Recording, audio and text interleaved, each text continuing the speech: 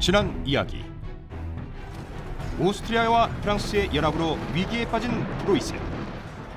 드디어 로스바흐에서 프랑스와 프로이센의 대결이 시작되고 2배가 넘는 병력 차이를 극복하고 완벽한 승리를 거둔 프로이센.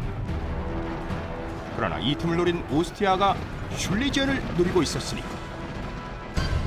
슐레지엔 리턴 매치 로이텐 전투. 아, 진짜 다시 생각해도 프리드리히는 진짜 쉽게 무너지지 않는다. 대가는 대가다라는 생각이 드는데 이쯤에서 궁금한 게 지금 프랑스군과 동맹군이었잖아요. 그렇다면은 이렇게 두드려 맞을 때 정작 오스트리아 군들은 어디서 뭘 하고 있었을까? 나름대로 오스트리아 군도 움직이고 있었고 그때 이쯤에서 오스트리아 내부에 대단히 민감한 정치적 상황이 있었는데 사실 콜린에서 이겼잖아요. 네. 다운백작이. 그러면은 우리 생각에 오스트리아가 이렇게 프로이센한테 이겨본 적이 없잖아요. 없죠. 그러니까 겨우 이긴 거 아니에요. 이렇게 되면 우리 상식에는 다운백작이 오스트리아군 총사령관이 돼야 됩니다. 아닙니다. 아 그런가요? 전 반대입니다. 왜요? 왜냐하면 피를 토하며 전투를 이끌었던 네. 브라운 백작의 후임이 저는 총사령관이 돼야 된다고 생각합니다. 그것도 백작 돌아가셨어요. 그 후임이 예. 그 후임이. 그 후임이. 예. 근데 여기서 대단히 정치적인 상황 때문에 다시 한번 시동생 로트링겐 공작 까르리 여기서 그 정말 전진 잘하고 가서 쉬시는 그 양반. 까를. 그분이 다시 한번 오스트리아군 총사령관이 됩니다. 전진은 빠르겠네. 오스트리아 그러니까 이 역사가들은 이렇게 쓰더라고요. 오스트리아 황실의 이해관계를 아주 적나라하게 보여주는 예다라고 이렇게 얘기해요. 그리고 사실 그때 다운백작한테 마리아 테레자 대훈장을 주잖아요. 네. 그 얘기 했잖아요. 네. 칼을도 줘요. 뭘 했다고? 무슨 공으로요? 프라하에서 고생. 초반에 빨리 갔잖아요. 프라하에서 저기 붙들고 있었잖아요. 우리 시동생 빨리 잘 간다. 오. 이렇게. 가서 너무 힘들어서 이번엔 하루밖에 못 쉬었어. 아니에요. 그러니까 우리 시동생이라기보다는 네. 남편의 면을 세워주기 위한 게 더 있었어요. 왜냐하면 신성 로마 예, 제국의 황제였기 황제. 때문에. 네. 그러고 나서 이 다음 백작은 놀랍게도 훈장을 받긴 했는데 진급은 없었고 그냥 일상적인 업무만 했대요. 다운됐네요. 이 로스바흐 전투가 있는 이 동안에 나름 오스트리아한테는 운이 따라줍니다. 그래요? 프로이센이 지금 정신없이 싸우고 있잖아요. 로스바흐에서. 이때 오스트리아군이 보헤미아에 있던 프로이센군을 공략을 해요. 그래서 이 보헤미아에 있던 프로이센군을 루시티아라는 쪽으로 밀어내기 시작합니다. 근데 이 보고를 프로이센군도 이제 프리드리히 받아요. 근데 당시 프리드리히 너무 정신이 없었어요.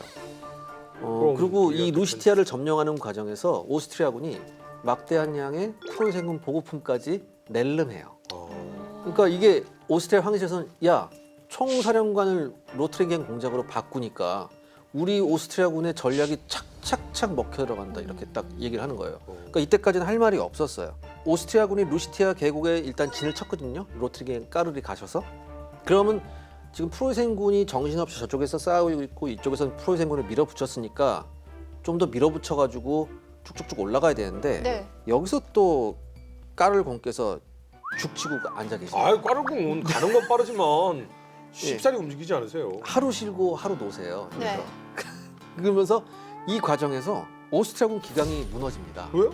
그러니까 너무 쉬는 거예요. 그리고 왜냐하면 분위기가 너무 좋았는데 왜요? 이상하게 오스트리아군이 이상한 게 분위기가 좋으면 좀 더 단결하고 해야 되는데 이상하게 여기서 탈영병이 나기 시작해요. 노는데 탈영병이 나와요? 네, 탈영병이 그러니까 놀 때 뛰어야죠. 그래요? 아니 줄 서 있으면 못 튀잖아요. 근데 다 같이 흐름을 술 타서 먹고 그렇죠. 탁탁탁 가야 되는데 네. 했다 하면 잠깐 쉬고 했다 하면 잠깐 쉬고 원래 하니까 진격할 때 주변에 후사르나 이런 애들 또 있어요. 옆에 같이 간다고. 정찰도 하고 그런 튀어봤자 걔들한테 걸리거든요. 그럼 기본적으로 오스트리아 군대의 병사들은 튄다는 게 기본 베이스예요? 아니 이때 군대는 사실 프로이센도 마찬가지예요. 네. 금기 풀리면 그냥 튀어요. 기회만 나면. 이때가 또 8월, 9월 뭐 이럴 때였거든요. 그러니까 많은 오스트리아군 병사들이 나 돌아가서 농사를 져야 되는데 추수철인데 돌아가야 된다 이런 병사들도 많았다고 하더라고요. 그게 딱히 막 월급을 받고 이렇게 네. 하는 건 아니에요. 그러니까 월급도 받긴 받았는데 우리가 생각한 건 이상으로 박봉이었다고. 그래서 대단히 심각한 상황이잖아요. 그러니까 여기에 대해서 이제 당시 오스트리아 수상이 누구였냐면은 카우니츠 우리 예전에 프랑스하고 동맹을 맺어서 외교 혁명을 일으켰던 외교 네. 거울 보는 거 좋아하시는 분. 이 카우니츠가 수상이었어요. 근데 이 카우니츠가 이런 얘기를 합니다. 우리 오스트리아군이 다시 작전 능력을 갖기 위한 유일한 방법은 카를공을 소환하는 것뿐이다. 이런 얘기예요. 근데 이에 대해서 오스트리아 황실이 강한 불쾌감을 표시합니다. 더군다나 이 신성 로마 제국 황제였던 이 당연히 동생이니까. 그렇죠. 그 마리아 테레즈 남편이 뭐라고 얘기하냐면 내 동생의 소환은 나 자신과 오스트리아 황실의 불명예로 간주될 것이다. 이렇게 경고를 줘요. 이 다음에 역사가들이 이렇게 얘기를 합니다. 다시 한번 오스트리아는 능력보다는 황실 간의 이해관계로서 군대를 망치기 시작했다. 여기서 문제가 생기네요. 그 사실상 신성 로마 제국은 그럴 수 있다 치는데 네. 아니 마리아 테레지아의 어떤 여지껏의 결단력과 어떤 이런 이성적인 현명한 판단. 모습을 보면 그렇죠. 이건 좀 이해가 안 가네요. 그러니까 우리 세상 사람이 다 똑같을 수는 없어요. 지난번에 마리아 테레지가 궁전 엄청나게 그 전쟁 빚더미 그렇죠. 가지고 네네네. 궁전 졌다 그랬잖아요. 네. 이 양반 마인드에서는 왕실의 권위 그리고 어떤 그에 따르는 권력적 제도 권위만 세운다고 되나? 그렇죠. 그러니까 군대를 우리가 지휘해야 된다는 게 되면 굉장히 강한 집착이 있었던 것 같아요. 그러니까 황실 일원 한 명이 군권을 쥐고 있어야 된다. 어느 정도. 그거를 옳다 그르다라고 말할 수는 없는데 네. 또 그 당시 정치 구조를 보면 또 그것도 맞는 것도 같고 원래 남편 프란츠를 전쟁터에 내보냈었어요. 처음에 결혼한 직후에 네. 보냈거든요. 네. 그것도 고르고 골라서 제일 약한 놈한테 보냈거든요. 네. 박살이 남았어요. 이분이 거기서 지휘를 안 하셨어요. 왜냐하면 거기서도 뭐 그러니까 약간 야사 비슷한 건데 거기도 뭐 몰래 애첩 데려갔다가 뭐 그렇다는 얘기도 있고 그래요. 아니 마리아 테레지아가 와이프인데 애첩이 있어요? 아 애인 많았다고요. 그 저기 프란츠가 잘생겨가지고 너 마리아한테 밀렸는데 사실 프란츠 되게 잘생겼어요. 그래서 저기 굉장히 인기가 좋았대. 이것도 많지. 이거 계산 잘하시잖아요. 네, 그래서 너 들어와. 그때 딱 어딜 들어와. 딱 들어와서 들어와. 당신은 군대는 버리고 돈을 해라. 당신 특権이거다. 그랬더니 이제 근데 카를이 어떻게 보면은 전쟁하기 전까지는 군사력에서 이렇게 나무랄 게 없었잖아요. 우리 집안의 군사는 쟤야. 이렇게 된 거지. 판단하에. 그러니까 무조건 우리 집안에서 저걸 맡아야 되는데 그 중에 카를이 제일 나아. 그러니까 이 프리드리 입장에서는 오스트리아군이 특히 카를이 총사령관이 되고 루시티아에서 주저앉은 모습을 보니까 안심하고 로스바우에서 올인할 수 있었어요.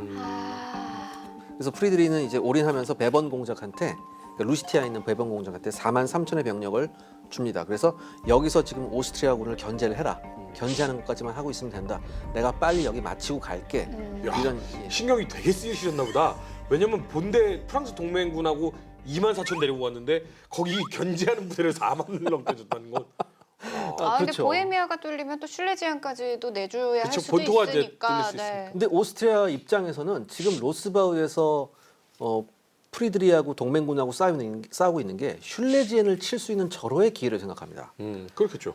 그래서 이제 사실 이때 오스트리아군은 두 가지 옵션이 있었어요.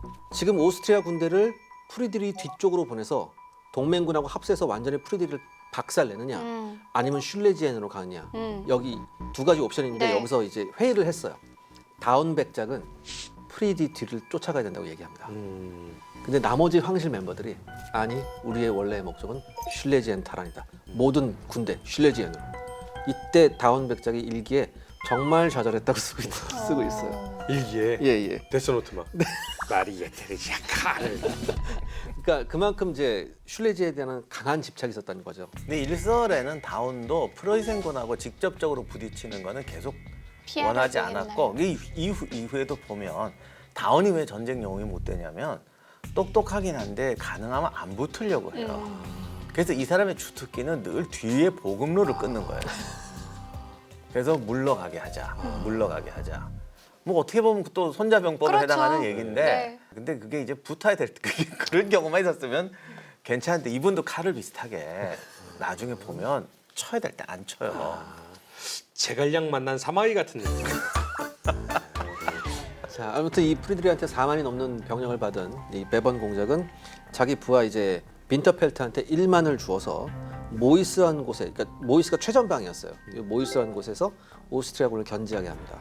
그리고 자신은 나머지 병력을 거느리고 오스트리치라는 데 이제 있었어요. 근데 1757년 9월 7일 이제 로트링겐 공작 까르리 자기 휘하에 나디스티라고 하는 대단히 오스트리아군 내에서는 나름 유명한 기병 장군이었습니다. 그래서 이제 로트링겐 공작 까르른 2만의 병력을 이 나디스티한테 주어서 모이스에 있는 빈터펠트를 공략하게 합니다. 근데 이 빈터펠트가 자겔스버그에 있는 언덕에 병력을 배치했어요. 오스트리아군이 올 줄 알고. 근데 이 오스트리아군 척탄병 연대가 언덕을 공격합니다. 근데 여기서 놀라운 일이 벌어져요. 오스트리아군 척탄병 연대는 그냥 그랬거든요. 이제까지 뭐 이렇게 언덕을 공격하는 거 오스트리아군 잘 못했잖아요. 언덕을 점령해 버립니다. 얘네들. 그래요? 예. 그 다음에 이때 나디스티는 직접 기병을 이끌고 프로이센군 뒤로 돌아가서 언덕 뒤쪽으로 샌드위치를 만들어요. 전격전까지? 네. 이 과정에서 빈터펠트가 전사합니다. 프로이센군 장군. 우와. 그리고 이 1만의 군대가 완전히 녹아 없어져요. 상당히 유능한 장수를 발견했네. 잘했네요. 그러니까 이때 또 이제 오스트리아도 언론이 참 컸었나 봐요. 정말 빠른 속도로 연일 대서특보가 나오는 거예요. 그래서 왜 칼을 초상화도 이렇게 신문 일면에 실리고 막 그랬다고 하더라고요. 그래서 이거 봐라 지금 까르는 쉬고 계신데요? 부하를 보냈잖아요. 그랬네. 부하를 보냈잖아요. 왜 그 까르를 싫어하세요? 하는 게 까리해. 배번이 이제 깜짝 놀란 거죠. 이거 어떻게? 그래서 급히 철수를 합니다. 이 배번이 철수를 계속해서 해서 9월 15일까지 브레슬라우 앞까지 철수를 해요. 브레슬라우는 슐레지엔의 수도예요. 그리고 바로 이 시기가 어느 시기였냐면 우리가 예전에 왜 하디크가 왜 베를린 빈집 털고 그런 적이 있었죠. 네. 바로 요때가 그 시기예요.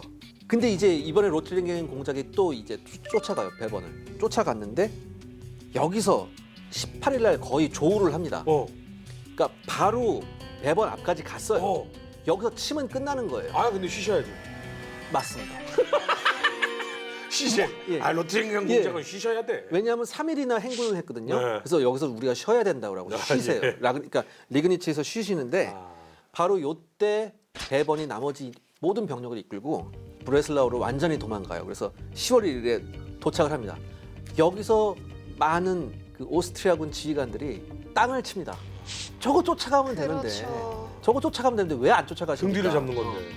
그러니까 어차피 쟤네는 브레슬라우로 들어가봤자 보급품도 없고 우리가 브레슬라우로 포위하면 된다. 왜 병력을 소모하느냐? 우리는 3일 동안 행군했기 때문에 여기서 잠시 쉬어도 된다라고 얘기를 하시죠. 근데 이 이후의 상황은 까르를 비난할 수도 없는 상황이 연속적으로 터집니다. 왜요? 좋은 일이 있나 보군요.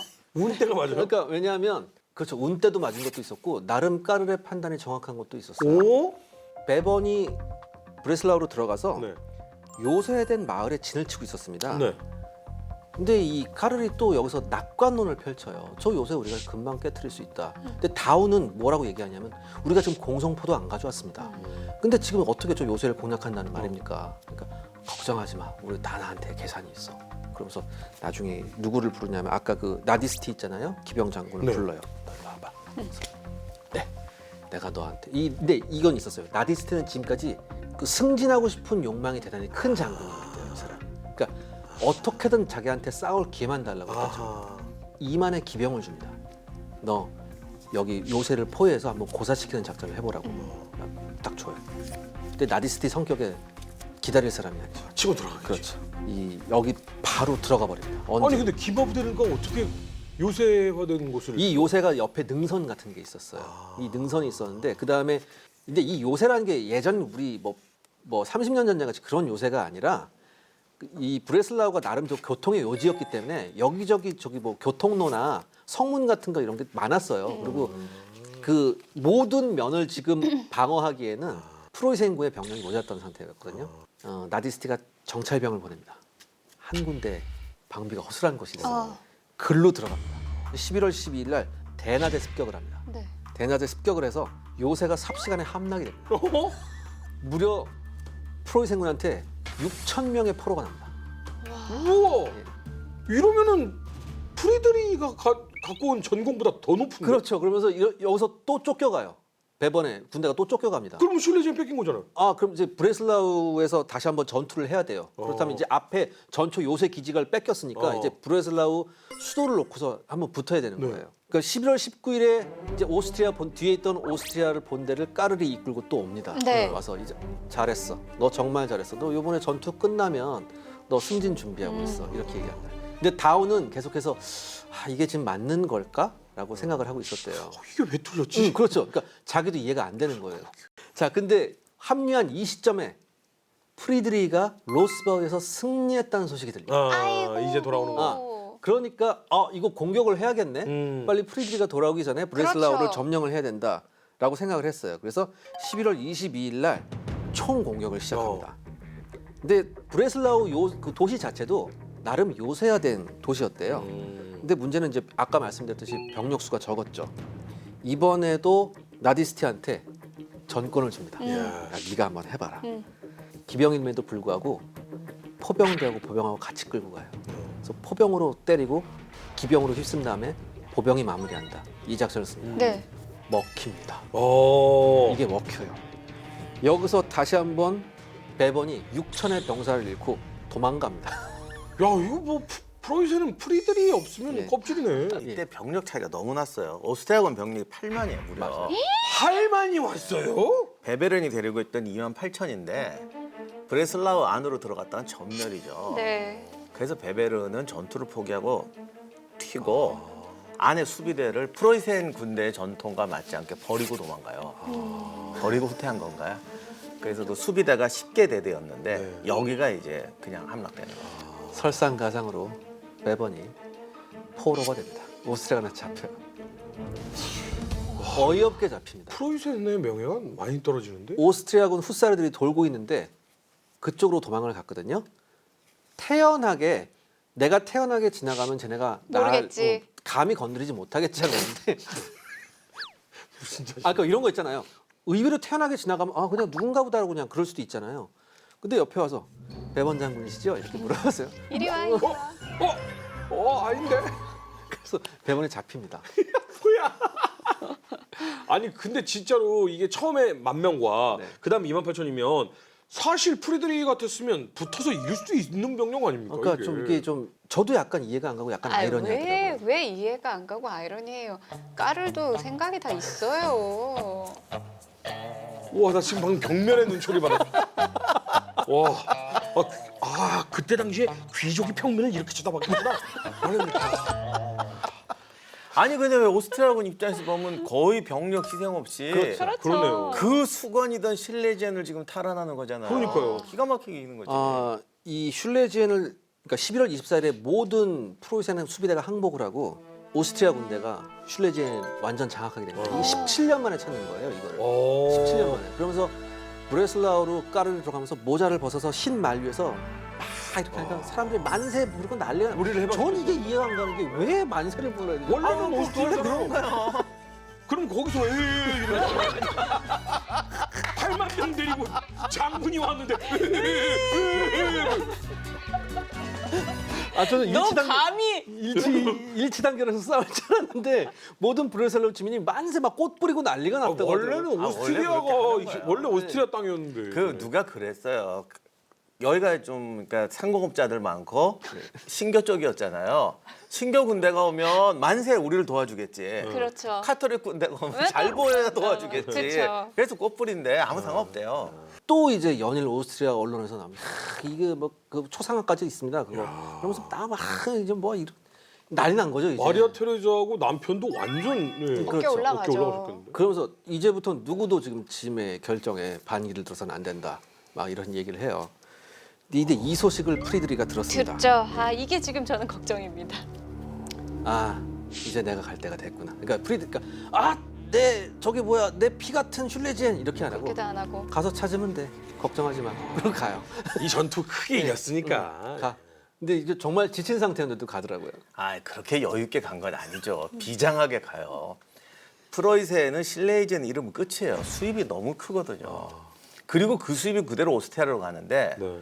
오스트리아가 실레이젠 한 게 사실 오스트리아가 재건하기에는 실레이젠이 없으면 안 돼요. 이게 왜냐하면 상공업지대이기 네. 때문에 그러니까 이게 너무 요즘 말하면 공단인 거예요. 네.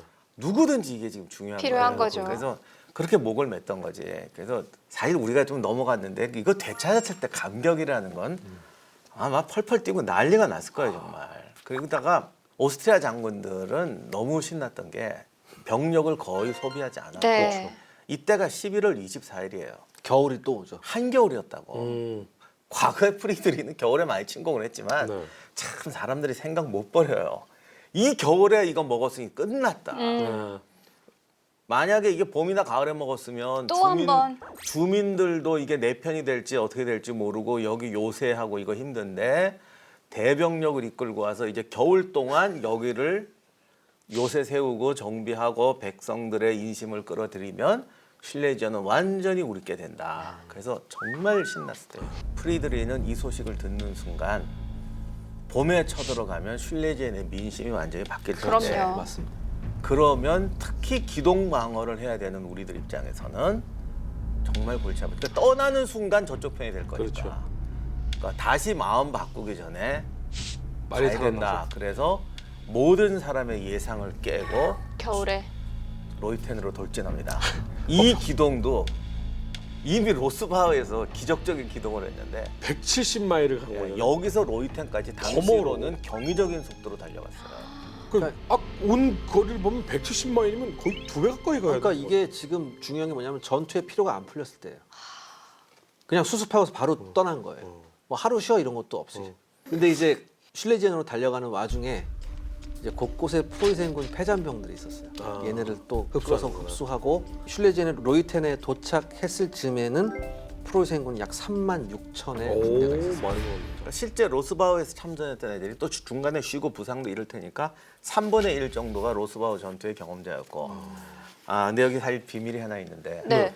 이해 겨울이 이상 기온이었대요. 따뜻했나요? 그래서 따뜻했대요. 와 진짜 하늘은 그러니까 이게 참 웃기는 건데 오스트리아 장군들은 겨울이다라고 만세 불렀는데 달력만 보고 온도계를 안 보고 아, 예상치 못하게 온 거예요. 예전의 까를 같으면 야 우리 여기서부터 이제 우리 방어하면 돼라고 생각할 줄 알았는데 네. 공격을 하나요? 이제부터 간이 배 밖으로 나온 거죠. 야 조리판에서 한번 붙자. 왜? 굳이? 요새가 있는데? 8만이라는 군대가 두 배가 넘잖아요 지금. 그 브레슬라우에 있으면 식량 떨어져서 꼼짝도 못해요. 오히려 포위당하면 위험하니까. 그러니까 당시 도시 인구가 몇몇 되지도 않는데 거기서 성 안에 들어가 있으면 굶어 죽지 진짜로. 그리고 이때는 이미 공성포가 있기 때문에 밖에서 포격을 할 수가 있는데 본인들도 그렇게 들어왔네. 예, 들어가 있으면 얻어맞고 식량 그러네요, 떨어지고 그러네요. 8만이나 되는 애들이 그렇죠, 그렇죠. 그럼 되겠어요. 그래서 나가는데 그 기본 습관은 안 버리죠. 그러니까 얘들은 이미 겨울이다. 네. 무조건 겨울이다. 따라서 버티면 이긴다. 하늘이 도와주잖아요 지금. 날씨는 좀 안 도와줬지만 네. 계절은 겨울이니까 가장 방어하기 좋은 지점에 가서 버티자. 무려 3배의 병력인데. 그러니까 일단 병력 자체도 큰 차이가 있으니까 버티자라는 전략이 가장 지금 할 수 있는 최선의 전략 아닌가요? 그래도 웬만한 같으면 병력이 3배 가까이 그냥 되는데. 치자가 돼야 되는 거 아니에요? 근데 오스트리아의 습성이 늘 로트링 까르니까. 늘 그래 왔잖아요. 그리고 또 내 나름 또 이 까를 께서 머리를 써요.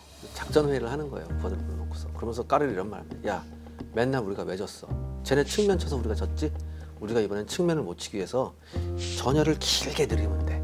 이렇게 얘기했어요. 그거 프랑스 동맹군이 프랑스 동맹. 그거는 야제에서 한 거고. 네.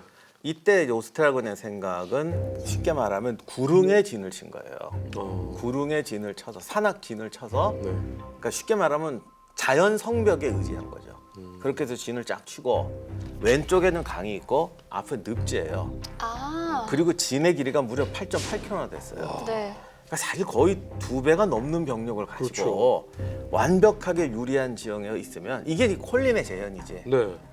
프리드리도 콜린에서 당한 게 있는데 네. 똑같이 하겠냐. 네. 그래서 완벽한 지점에 포진을 해서 있으면 쟤들이 공격을 못 할 거다. 뭐 하면 더 고맙고 콜린처럼 이겨주면 되니까. 그렇죠. 그러니까 간단히 말하면 콜린을 다시 꿈꾼 거예요. 콜린의 영광을 제안한다. 네. 일단 늪과 강이 있고 그 한 8km 되는 곳에 쭉 예. 오스트리아는 또 다른 게 프랑스 동맹군하고 다르게 콜린에서 이겨봤으니까. 그리고 더군다나 이제 5마일에 달하는 진이면 지금 병력 숫자가 절대적으로 부족한 프로이센군은 오후에 공격 기동을 못 할 거다. 어쩔 수 없이 정문으로 들어올 수밖에 없다. 그건 우리가 포근히 감싸 안으면 된다라는 생각을 했겠죠. 엄마의 마음으로. 그렇죠. 프리드리는 정말 골치 아프죠. 네. 왜냐하면 일단 겨울이라 보급도 제대로 안 되고 여기서 만약 등 돌리고 후퇴하면요 쫓아와도 골치 아프고 그 완전히 슐레이 제한을 되찾기는 더 힘들어져요. 그 지난번에 기습으로 했지 이거 다시 방어하고 있는데 다시 들어오면 진짜 하겠냐고. 가뜩이나 아직도 적은 사방에 있는데 그래서 여기서 보헤미아로 들어가려고 그랬거든요. 어허. 보헤미아로 들어가면 그냥 빈으로 가는 거잖아요. 네. 그러면 얘들이 나오겠지 생각했어요. 안 나오네. 이게 까르리 대단하긴 대단해. 얘들도 간이 생긴 거야. 네가 여기를 버리고 가겠냐? 안 넘어가. 그래서 프리드리가 보니까 이놈들이 나와 싸울 놈도 아닌데다가 꼬신다고 나올 애들도 아니다.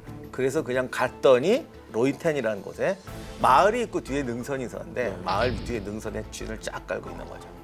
중요한 건 시간이 없다는 거예요.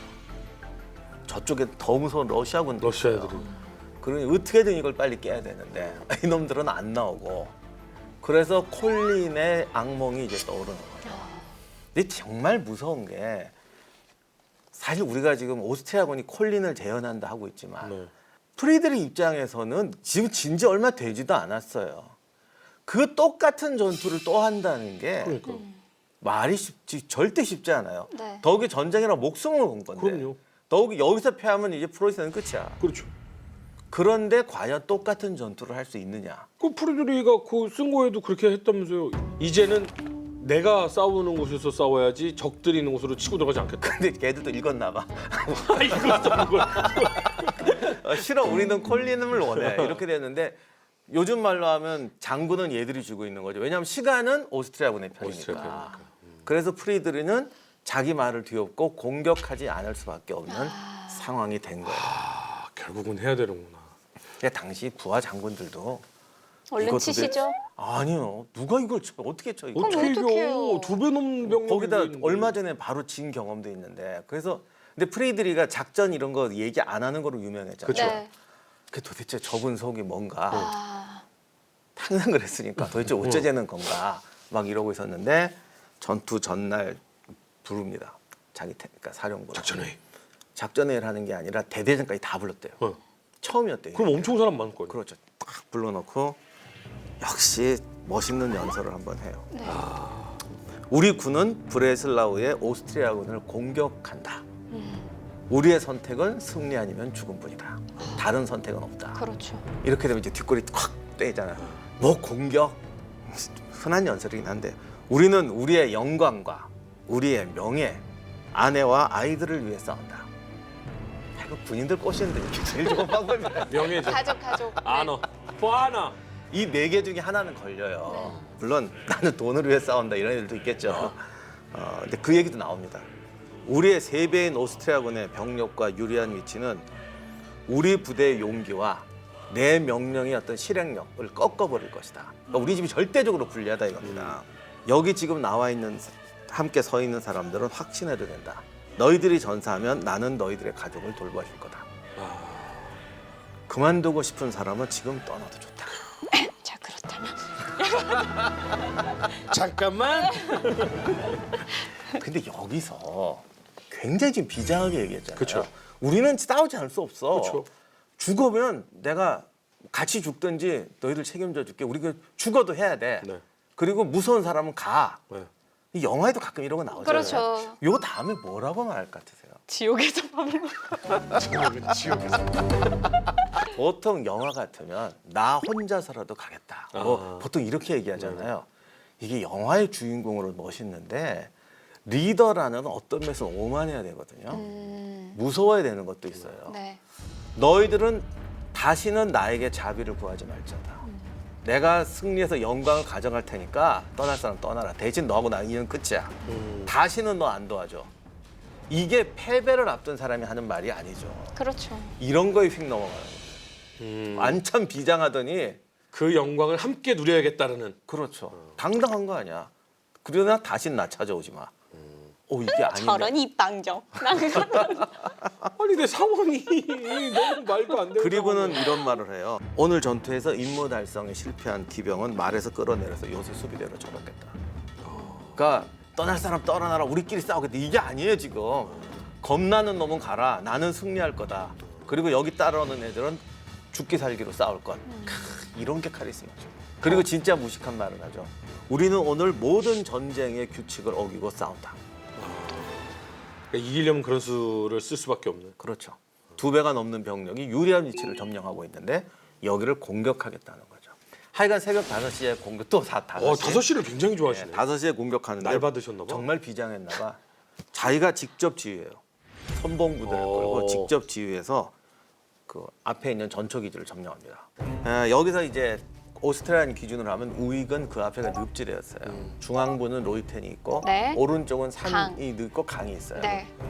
어딜 가도 지금 안 불리해요. 돼요. 특히 늪지대라는 안 돼. 거는 거기 기마부대 갈려. 예, 기마부대도 갈리고 보병들도 올라가다 지치기 때문에. 그리고 콜린도 그 때문에 맞아. 크게 타격을 네. 입었던 거니까. 근데 또 이 오스트리아군 좌익은 강의 산 거기가 또 제일 높았어요. 아이고야. 가파르고. 아이고. 그러니까 오스트리아군이 보기에 이건 절대 못 온다. 콜린 때도 기어 올라오다 죽었는데. 거기다. 아니 글로 갈 것 같아. 당연히 그렇죠. 프레드리가 글로 갈 네. 것 같아. 근데 이제 문제는 어떻게 가느냐. 가면 죽는 건 확실하거든요. 그래서 그나마 평지가 되는 건 늪지밖에 없으니까. 그리고 거기 이제 프로이센 기병들이 좀 가서 깔짝거렸어요. 그랬더니 아까 기자님이 말했던 그 오스트리아 기병 장군 나디스티가 그때 늪지대 앞을 지키고 있었습니다. 자기가 보니까 이제 완전히 찬스. 또 오늘의 전투의 영광은 나구나. 글로 가는구나. 그래서 이쪽으로 올 게 틀림없다 해서 나디스티의 어떤 그 공명심과 업돼 있는 마음. 그것까지 알았겠죠. 워낙 스파이가 깔려졌으니까. 그랬더니 콜린에서 이긴 이유를 가만히 보면 프로이센군은 아무리 병력이 좋아도 한 곳에 집중해서 공격해요. 그러니까 오스트리아군 지상에서 보면 사실 이거 병력이 안심을 못하는 게 진이 8.8km나 돼요. 네. 3등분해서 한쪽을 공격하면요. 프로이센군이 절대 병력이 딸리지 않아요. 그렇죠. 그리고 프리드리히는 늘 하는 말이 있잖아요. 우리는 3배 빨리 이동하고 네. 3배 빨리 쏜다. 즉 동일 병력이 붙으면 우리의 전력이 3배다. 우회 기동 각계격파. 그러니까 나디스트 입장에서 보면 이 불리한 거예요. 그렇죠. 그래서 예비대를 보내달라고 그럽니다. 난리를 칩니다. 그래도 나디스티도 꽤나 전략하네. 근데 정작 예비대는 어디 있었냐면 오스트리아군 좌익 제일 안 올 것 같은 데 있었어요. 왜요? 허주치처럼 생각했나 봐. 아, 왠지 그래. 찝찝하다. 야, 이거 절대 못 오지. 그래서 거기 있던 예비대를 이쪽으로 옮겨요. 그러니까 좌익이 완전 더 약화가 돼버린 거지. 여기서 예비대를 붙들고 있는 게 까를공이었어요. 그래서 까를공이 명령을 해서 야 절로 가 그렇게 얘기를 하셨거든요. 여기에 이렇게 많이 있는 건 아니지. 그렇죠. 그래도 보내줬네요. 처음엔 좀 찝찝해서 잘 안 보여주려고 그랬나 봐요. 어. 왜냐하면 저놈들은 움직인 다음에 보내줘야 된다는 생각을 했던 것 같아요. 네. 그래서 예비대를 가장 늦게 투입하려고 그랬는데 보내달라고 난리를 치는 데다가 이게 8km를 이동을 하려면 워낙 머니까. 군대가 행진하는 거기 때문에 금방 못 가요. 그러니까 몇 시간 이동해야 되거든요. 오스트리아군 좌익이 산지도 험하고 높은데 능선이 있고 강이 있으니까 절대 이 횡대 전진을 못 합니다. 네. 전투 대용으로. 그 종대로 보낸 거예요. 근데 능선에 가려서 안 보여요.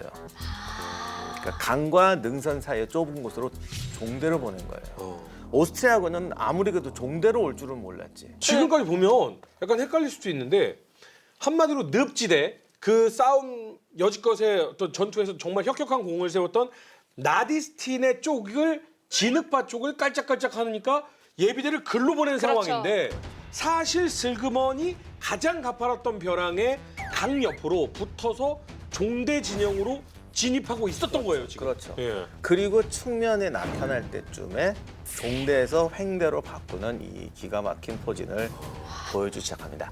이거 하늘에서 이거 그래픽으로 그려도 힘들 거야. 이게 되게 힘든 기동이거든요. 처음에 오스트리아군이 생각했을 때 그 종대로 이렇게 안 보이잖아요. 그러니까 오스트리아가 착각을 해요. 아 얘네가 후퇴하는 거야. 도망가고 있구나 얘네들이. 아마 숲속에서- 발견을 했어도 별 걱정을 안 했을 거야. 그러니까 몇 명 안 보이니까 잠깐 뭐 정찰이나 하고 왔나 뭐 이 정도의 병력이었는데. 아니요, 그러니까 처음에는 보였어요. 꽤 많이 보였는데 얘네가 이렇게 두 줄로 서서 오잖아요, 숲을. 근데 그거를 못 봤어요. 그래서 쭉 늘어서는 애들이 갑자기 이렇게 없어지니까 아 얘네가 지금 도망가고 있구나 생각을 했어요. 뭐 앞열에 가려서 이렇게 쓰니까 잘 안 보인 거예요? 다 가리니까. 더군다나 숲을 통과하니까. 근데 숲을 나와서 전투 대응을 갑자기 같이 늘어나. 거예요. 그래서 쟤는 누구지? 근데 지금 우리가 지금식으로 생각하면 안 돼요. 예를 들어 딱 나타났어. 여기서 전투 배치해서 싸우는데 몇 시간 걸려요. 그렇죠. 그러니까 종대로 나타났을 때 봤어도 당장 우리를 공격할 거라고는 생각을 못 하죠. 그리고 오스트리아군이 이렇게 전투 대응으로 있는데 이쪽으로 왔거든요. 네. 이래가지고 여기서부터 어떻게 보면 이렇게 보면 그냥 될 것 같은데 아니고 이렇게 착착착 벌려가지고 전투 대형으로 쫙 씁니다. 네. 그럼 오스트리아군은 앞을 보고 지금 전투 포지가 네. 돼 있다가 갑자기 이쪽으로 해야 돼요. 네. 그렇게만 돌면 되죠. 그게 안 된다니까. 그러니까 더군다나 중요한 건 뭐냐면 지금 오스트리아군이 너무 길죠. 예. 이거를 지금 모아서 다시 전투 대응을 해야 돼요. 이거 하느라고 오스트리아군이 1시간 이상을 허비해요. 아무튼 그래갖고 얘들은 나타나는 걸 봤어도 이게 대응하는데 시간이 오래 걸립니다. 어. 그런데 프로이센 군대는 착 들어오면서 착착착착 하더니 전투 대응으로 딱 써버린 거죠. 이때 그럼 까르리 그런 거 아닙니까? 안 해. 저거 요술 마술. 잠깐 타임. 아니, 그러니까 반짝반짝. 집결 명령을 해요, 까르리. 하기야 하지. 집결 명령을 해서 전투 대응을 하는데 제가 말씀드렸듯이 1시간 넘게 시간이. 걸려요. 네. 근데 1시간 넘게 걸리면서 겨우 전투 대응을 했는데 프로이센군이 코앞까지 온 거예요. 이미 진격을 시작했어. 그러니까 사격거리까지 왔어요. 와. 이미 프로이센 군은 들어오면서 완전 전투 배치를 하고 보병이 그대로 이제 공세로 시작하면서 기병은 튀어나와서 측면을 치는. 그러니까 간단하게 말하면 우리는 측면을 보고 이렇게 서 있는데 옆에서 갑자기 완편된 군대가 오면서 밀고 나오면서 기병은 그러니까 여기서부터 그냥 깨져버려. 싸우지도 못하고 깨져버리는 거예요. 그러니까 이 전에 나름 프리드리가 좀 기만 작전 쓴 게 하나 뭐냐면 자기 기병대가 있었잖아요. 자이들리치한테 명령을 해요. 오스트리아군 우익을 공격하는 척해라. 그러니까 오스트리아군 우익 쪽에서 막 하니까 그때 그러니까 오스트리아군이 신경 써서 거기다 뭐 병력도 보내고 예비군을 이렇게 네. 하는 거예요. 근데 정작 오스트리아군 우익을 공격 안 하고 뒤로 다시 빠져요. 자이들리치 부대가. 왜냐하면 프리드리한테 명령을 들었습니다. 너네가 지금 우리가 병력이 모자른 상황에서 지금 너네가 적 보병을 쳐서 어떻게 후다닥닥 한다 한들 한계가 있다. 너네는 결정적인 순간에 오스트리아 기병을 상대해야 된다고 얘기를 해놨어요. 그래서 공격하는 척하다가 빠져요. 다시 이제 본대 쪽으로 돌아가죠. 그래서 오스트리아군이 완전히 무너지게 되는데 여기서 카를이 또 아주 허망한 장군은 아니었기 때문에 저쪽에 간 예비대를 불러요. 네. 또 8km를 와야 되잖아요. 네. 그러니까 시간을 벌어야죠. 왜냐하면 지금 얘들은 전투 대응 없이 깨지기 때문에 어떻게든지 제대로 편제된 방어선을 쳐서 막아야 돼요. 네. 아직 병력이 2배 이상 남아 있으니까 이거를 완편해서 야 우리 이러지 말고 다시 진영 짜서 붙자. 그럼 짜서 붙을 동안에 누가 막아줘야 되잖아요. 그렇죠. 그래서 로이텐의 중간에 시가전을 해야 되니까 거기다가 원래 이렇게 하면 안 되는데 급하니까 소위 축차 투입이라고 정말 급하니까 하는 하나씩 되는 애들부터 들여보내갖고 소모전을 펼치는 거죠. 그런데 여기서 또 오스트리아군이 달라졌잖아요. 로이텐 시가지에서 엄청나게 잘 싸웁니다. 그러니까 프로이센군이 그냥 막 주워 담다가 여기서 저항에 걸려요. 그러니 프리드리 병력을 더 투입해야 되잖아요. 아무튼 시간이 걸리니까 그 틈에 오스트리아군 포대가 뒤쪽에서 정비를 해서 포격을 시작합니다. 야. 여기서 프로이센군이 되게 고전을 해요. 어. 근데 아침에 한 연설이 먹혔나 봐. 후퇴는 없다. 프로이센군이 어쨌든 또 저돌 쪽으로 가서 밀어붙여요. 여기를 깨트리고 나니까 이제부터 오스트리아군은 붕괴되는 것밖에 남는 게 없어요. 그렇죠. 이젠 더 이상 밀어 넣을 예비대가 없는 거예요. 시간이 지나니까 지날수록 이상하게 오스트리아군 피해가 커지는 겁니다. 그러니까 여기서 까르리 다시 한번 당황하죠. 근데 까르는 나름대로 히든 카드가 있었죠. 기병대가 있었잖아요. 오스트리아 유명한 오스트리아 기병대. 네. 이 오스트리아 기병대를 총 돌격을 명해요. 그러니까 오스트리아 기병대가 이제 프로이센군의 측면을 향해서 돌격을 감행하는데 자이들리치가 이걸 기다리고 있었습니다. 그 뒤후면에서 바로 프리드리 대왕이 말했던 가장 결정적인 순간. 그렇지. 너네는 기병을 상대해라. 여기서 다시 한번 기병과 기병끼리 이번에도 또 드라군도 모두 칼 뽑고 들어갑니다. 막 해서 여기서 오스트리아 기병이 격파가 돼요. 그러니까 자이들리치가 다시 한번 오스트리아 기병을 박살내는 거죠. 그러니까 아마 이 오스트리아 기병이 지는 이 순간에 까르리 아마 대단히 좌절했을 거예요. 그러니까 오후 4시쯤 되면 전투를 포기한대요. 야, 거의 11시간 가까이 됐네. 그렇죠. 사실은 그나마 로이턴에서 영적으로 싸운 건데 네. 이때도 프로이센군이 엉켜붙지 않고 결국 후속 부대가 계속 오면서 기병 포진하고 포병 포진하고 전공법으로 들어가고 오스트리아군은 뭐 결사적으로 싸워 막 이러다가 이제 무너진 거지. 이렇게 되니까 쓸려 나가기 시작하는데 여기서 프로이센군이 쉬지 않고 추격을 해요.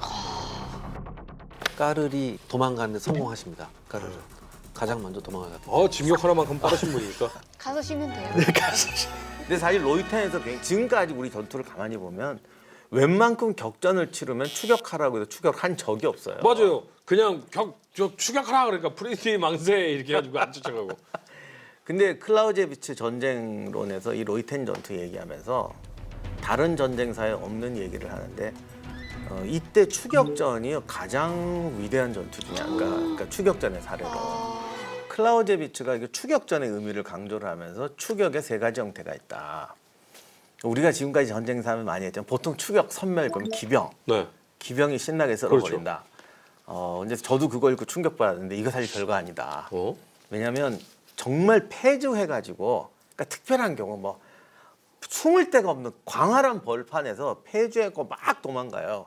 이런 거 기병이 쫓아가서 박살내는 건 정말 신나는 건데 이런 경우는 별로 없다는 거예요. 그래서 실제로는 기병이 막 돌격을 추격하는 것 같지만 한 명 한 명이 쫓아가는 거고 산악지 지형이 나오면 기병 거의 스톱해버려야 된대요. 그러니까 언덕으로 올라가면 다 사는 거야. 그리고 하나하나 때려잡는 건 되지만 부대가 단위별로 후퇴하는 걸 추격할 때는 선멸을 못 한다는 거예요. 그냥 쫓아가서 밀다가 적이 이제 갑자기 언덕에 나타났어. 거기 우르르 올라가서 대형 갖췄어. 못 간다는 거죠. 그래서 기병은 그냥 낙엽 쫓는 것 같은 추격이다. 보병이 그럼 좋은 건 보병이 부대를 유지하고 가는 거다. 오후 4시 우리 후퇴할래? 뭐 할 때 나팔 불고 아니야 우린 끝까지 갈 거야 그러고 추격하는 거다. 그런데 이렇게 추격하면 보통 병사들이 이미 전투에 지쳤다. 그렇죠. 가다 보면 쓰게 돼 있다. 그리고 2시간 정도 행군하면 이미 총알 떨어지고 했는데 뒤에서 보급이 못 따라왔다. 그렇죠. 싸우는 병사들은 저거 이긴다고 어떻게 갈 수 있는데 보급하는 애들은 그렇죠. 니들 어디까지가 힘들어 죽겠잖아. 얘들이 먼저 주지 않는다는 거죠. 그러면 군대에 서야 돼요. 그럼 세 번째 경우는 뭐냐? 모든 군대가 뭔가 이 전투의 중요함, 이 순간의 중요함을 알고 자발적으로 적을 추격하는 거야. 즉 병사 하나하나가 어떤 탐욕으로 추격하는 게 아니라 모두가 지휘관이 돼서 이 전투는 끝까지 가서 우리가 여기까지 해야 임무 달성이다. 지금 고지에 깃발을 꽂았다고 끝난 게 아니다라고 자각하고 움직이는 전투인데 이거는 군대의 질 자체가 높아야 된다. 그러네요. 물론 클라우제비치는 프로이센 군인이기 때문에 무한한 애정을 가지고 이 사람은 늘 이걸 강조해요. 프로이센 군대는 정신부터 달라. 좀 이런 건 우리가 감안을 해야 됩니다. 그러나 어쨌든 이때 추격전이 뭔가 프로이센 군대의 위대함을 보여준 건 맞는 것 같아요. 아무튼 이 전투 결과를 살펴보면요. 엄청 피해가 컸을 것 같은데요. 오스트리아군은 사상자만 1만이 넘어갑니다. 그다음에 포로가 1만 2천이 났고요. 와. 그리고 프로이센 군도 피해가 컸습니다. 6천의 사상자가 났습니다. 하지만 승리는 프로이센 군 거였죠. 그러네요. 아무튼 이제 로스바우하고 로이텐에서 잇따라 승리를 했잖아요. 프로이센 군이. 그러니까 이 결과가 뭐냐면 로이텐, 로스바우 이전까지 프랑스하고 오스트리아한테 협공당할 위기에 있다가 이 단 두 번의 전투로 이 모든 게 해결돼 버린 거예요. 그렇죠. 양쪽 가서 한 대씩 때리고 끝내버렸죠. 예. 그러나 프리들이 실망할 일이 있죠. 이 정도면 마리아 테레제가 협상할 줄 알았거든요. 이제 협상 카드 보헤미안 정도는 주겠다. 정말 보여줄 거 다 보여줬잖아요. 네. 그래도 안 해. 마리아 테레지가 가. 와, 슐레제는 이렇게 다시 차지했는데요. 그래서 7년 전쟁이 앞으로 5년이 더 남았어요. 2년밖에 안 됐어요? 근데 저는 이 로이텐 전투를 듣고 나서는 이러면은 이제 뭐 하나 좀 이야기가 오겠다 싶다가 잠깐만 7년 전쟁이잖아. 그러면 동프레이센에서 무슨 일이 일어나나? 비슷합니다. 근데 저는 말이죠. 네. 모두가 지금 이렇게 7년 전쟁의 2년 동안 프리드를 극찬하고 있을 때 전 좀 다릅니다. 무슨 소리예요? 제일 많이 극찬해놓고서. 아닙니다. 지금 프리들이었으면 굉장히 노하셨을 거예요. 이런 극찬, 천재, 영웅 그딴 소리 나한테 하지 마라. 너도. 이 종렬 대형을 횡렬 대형으로 바꿀 수 있었던 병사들, 당신들은 칭송받을 만하다. 그대에게 영광을 돌린다. 기자들 없는데요 지금? 진짜 아무도 못 들었어요. 카메라 있잖아요. 진짜 아무도 못 들었어요. 스위스 용병이여 나에게. 그래서 결론을 말하면 이 해가 저무는데 이 해가 프리들에게는 최고의 영광의 해였습니다. 그럼 이제 떨어질 일만 남았나요? 마리아 테레지아가 포기를 안 해. 숙적이다, 숙적이야. 다음 이야기. 포기를 모르는 마리아의 강력한 우방 등장. 드디어 러시아가 모습을 드러내는데 차원이 다른 군대와의 대결. 과연 승자는 누가 될 것인가? 조른도르프 전투. 아직 싱싱하게 남아있던 러시아 군대. 네. 그래서 동쪽의 러시아 군대가 이제 동프로이센을 점거하고 있었는데 네. 오데르 강변에 있는 이제 커스트린이라는 마을이 있었거든요. 여기에 대해서 아주 집중 포격을 합니다. 러시아군이. 그러면서 러시아군 기병대 이후에 아마 유명한 부대 알까요? 코사크 기병대라고. 산적대 비슷한 기병대가 하나 있어요. 네. 커스트린 마을은 아주 그냥 폐허가 됩니다. 유럽 군대는 나폴레옹 때까지도 그런데 러시아군하고 싸우는 법을 끝내 터득을 못한 것 같더라고요. 러시아하고는 그냥 싸우면 이기는 거 아니에요? 이기고 지구를 떠나서 본인이 지쳐버리니까.